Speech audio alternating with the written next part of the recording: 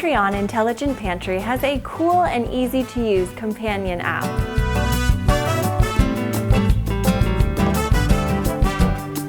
It's available for all iOS and Android devices.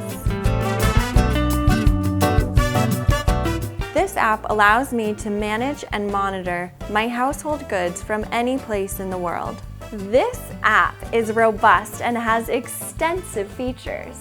Today we'll look at some of the most basic features. PantryOn app enables me to view items that I already have on my PantryOn Intelligent Pantry. These items here I added during the initial setup. That's only done once. Items in green, I'm good on. You see these green boxes? Items I might need soon are in yellow. Items in red I need now, and they are added to my grocery list automatically.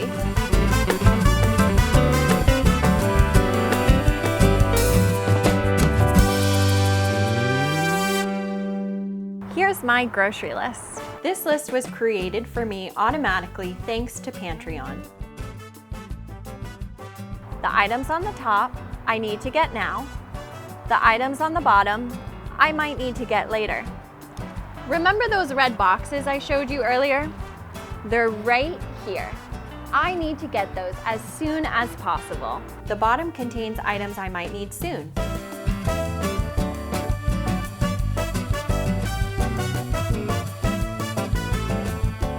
And since I'm already going out, I might as well get them now, get them while they're getting good. That way I don't risk running out or have to go out later.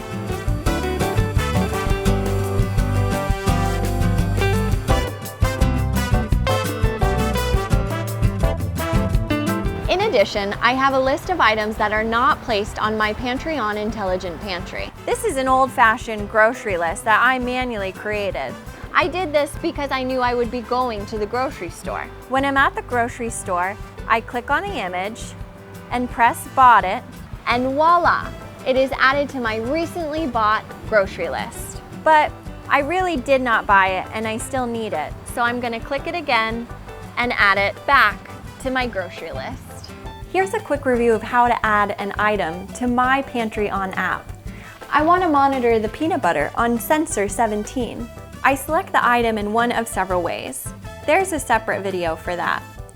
I enter the item price, quantity, best store to buy this item, the aisle number where this item might be found, and any comment I might have about this item.